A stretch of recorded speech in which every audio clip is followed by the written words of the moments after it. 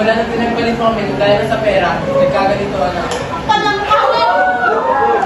Kung kami kasalanan, tanda mo, ang pagkakawa ng pagpipasyo ay bunga ng pagbibilihan mo.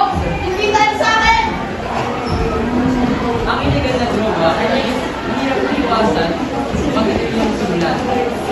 Isipin natin na ang droga ay walang pagkakaroon sa ating sila na Ito ang pinakamatinding issue na dinadanas sa kabataan sa Pilipinas upang matakasan ang kanilang problema.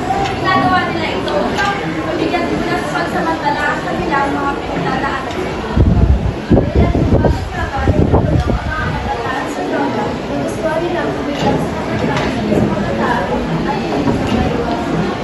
Ano nga ba ang posibleng epekto ng droga? Una, problema sa pera. Pangalawa, problema sa eskwela. At pangatlo, problema sa pamilya. Narito ang ilang epekto ng mga sabi at bunga ng droga. Una, puriyo at impluensya ng barkada. Pagtanggap sa stress at emosyon, kawalan ng disiplina, responsibilidad, genetika at kapalagitan. At ito naman ang mga bunga ng drug addiction. Una ay problema sa kalusugan, pangalawa problema sa relasyon, sumunod ay problema sa trabaho at edukasyon, pang-apat ay problema sa batas at panghuli ay kamatayan.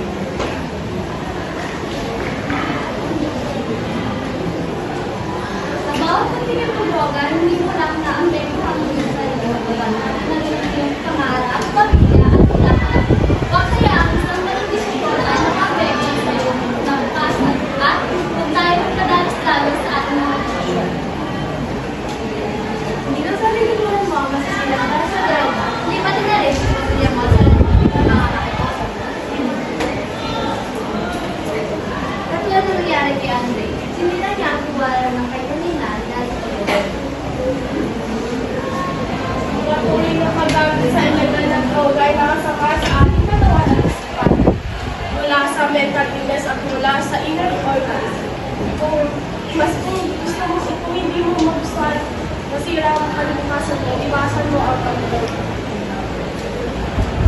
Maraming kabataan na naging biktima ng droga dahil sa peer pressure. Kasi akala nila, pag sila hindi sumubok nito, hindi sila tanggap ng kanilang barkada.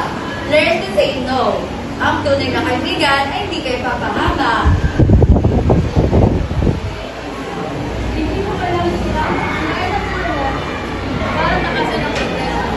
Maraming tulad ng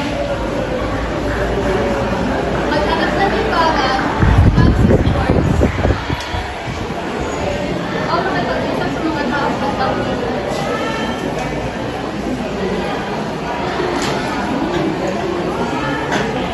ikaw, Ikaw? ako, Ikaw? Ako?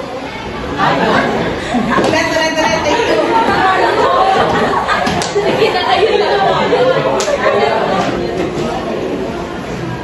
ikaw, no? Tayo.